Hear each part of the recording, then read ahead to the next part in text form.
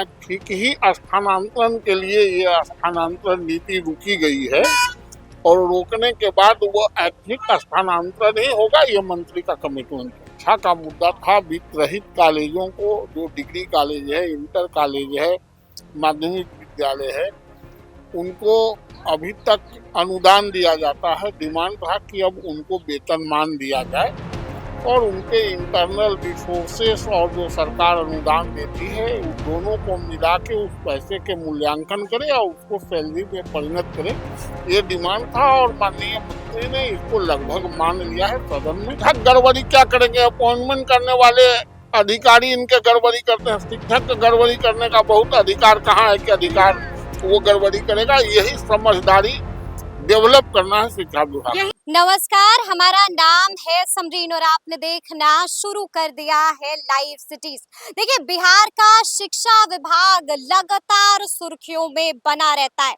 आपको मालूम है कि इस वक्त शीतकालीन सत्र चल रहा है और एक बार फिर से यहाँ पर शिक्षा का मुद्दा गूंज उठा था। लगातार आपको लाइव सिटीज दिखा रहा है कि किन किन मुद्दों को उठाया गया था। आपने बीते दिन भी देखा था कि किस तरह से यहाँ पर शिक्षा का मुद्दा उठाया गया था, किन किन मुद्दों को उठाया गया था, ये भी हमने आपको बताया है।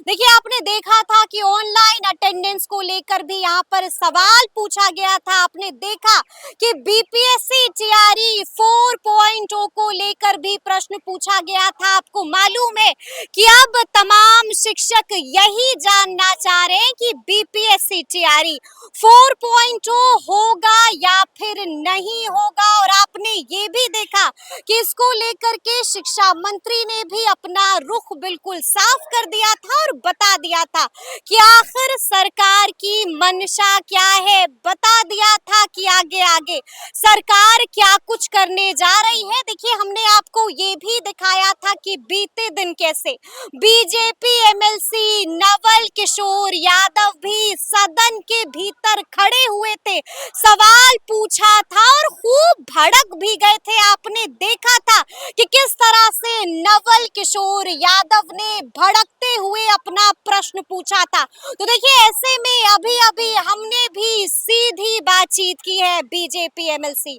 नवल किशोर यादव जी से, जानने की कोशिश की है कि आखिर उन्हें कहां कहां पर आपत्ति है, किन किन मुद्दों को बीते दिन उठाया था नवल किशोर यादव ने। देखिए, हमने भी उनसे सीधी बातचीत की है, क्या कुछ बता रहे हैं बीजेपी एमएलसी नवल किशोर यादव। सबसे पहले आप उनको सुनिए। तो देखिए, इस वक्त हमसे बातचीत करने के लिए बीजेपी एमएलसी नवल किशोर यादव जी हैं। सबसे पहले बहुत शुक्रिया बातचीत के लिए। धन्यवाद जी।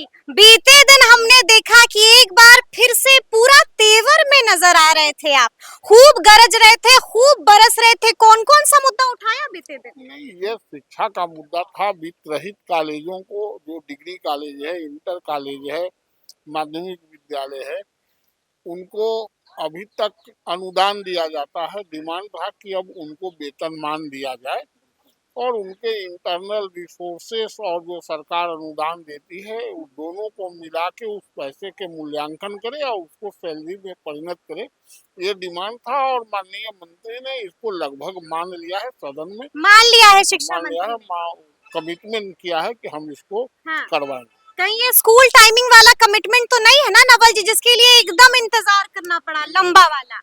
इंतजार तो लोकतंत्र में करना ही पड़ता है, लेकिन संशोधन हुआ। जी बिल्कुल हुआ। जो शिक्षक चाहते थे, जो हम लोग देर आए लेकिन दुरुस्त आए हुआ जी। और शिक्षा मंत्री का लगभग दृष्टिकोण शिक्षकों के और शिक्षा के प्रति प्रो है, पॉजिटिव है, ये अच्छी बात है। ये अच्छी बात है, लेकिन आपने ये भी देखा होगा कि ऑनलाइन अटेंडेंस का मुद्दा भी उठाया गया था और इसको लेकर भी खूब हो हल्ला हुआ है। ठीक है, अटेंडेंस ऑनलाइन करे, सरकार है तो सरकार अपना चाहती है खोपना, लेकिन कई सारी त्रुटियां आ रही हैं, शिक्षक बड़े परेशान हैं। हाँ, परेशान है तो उसका भी सलूशन निकलेगा। और जल्दी ही सलूशन निकलेगा। क्या लगता है आपको, रुक जाएगा ऑनलाइन अटेंडेंस? रुक जाएगा नहीं, कोई नया रूप लेगा। नया रूप लेगा, ऐसा आपको लग रहा है? निश्चित रूप से। जी अच्छा, ट्रांसफर पोस्टिंग को स्थगित कर दिया गया है, लेकिन अब भी विवाद कम नहीं हुआ है। बार बार शिक्षक कह रहे हैं कि अब सामूहिक तबादला नहीं, हमें ऐच्छिक स्थानांतरण दीजिए। ठीक ही स्थानांतरण के लिए ये स्थानांतरण नीति रुकी गई है और रोकने के बाद वो ऐच्छिक स्थानांतरण ही होगा, ये मंत्री का कमिटमेंट है। कमिटमेंट है, यानी कि मनचाहा जिला मिलेगा नवल जी? मनचाहा जिला नहीं, मनचाहा स्थान। मनचाहा स्थान मिलेगा, लेकिन आपने देखा था कि अब तो टीचरों को 3 बार हाजिरी बनानी है। क्या समझ रखा है अरे शिक्षकों को? नहीं, ये जो पदाधिकारी हैं ये अपना डिक्टेट करने के लिए इस तरह की बात करते हैं। बात करना है पढ़ाई का, सिलेबस का, हाँ। गुणवत्तापूर्ण शिक्षा का। सिद्धार्थ की बात कर रहे हैं आप? नहीं, सारे पदाधिकारियों की मंशा वही रहती है, रूल करने का। अच्छा, लेकिन एस सिद्धार्थ तो लाजवाब काम कर रहे हैं। नहीं, एक पर एक आदेश जारी कर रहे हैं, साफ साफ कह रहे हैं कि गड़बड़ी किया शिक्षकों ने तो हम बख्शेंगे नहीं। शिक्षक गड़बड़ी क्या करेंगे? अपॉइंटमेंट करने वाले अधिकारी इनके गड़बड़ी करते हैं। शिक्षक के गड़बड़ी करने का बहुत अधिकार कहाँ है कि अधिकार वो गड़बड़ी करेगा? यही समझदारी डेवलप करना है शिक्षा विभाग। यही समझदारी डेवलप करना। अच्छा ये बताइए कि बीपीएससी टीआरई 4.0 होगा या नहीं होगा? निश्चित रूप से जो सरकार ने कमिट किया है होगा। तो सुना आपने क्या कुछ कहा है बीजेपी एमएलसी नवल किशोर यादव ने। देखिए हमने उनसे प्रश्न किया कि क्या वाकई में सरकार ऑनलाइन अटेंडेंस पर रोक लगाने जा रही है।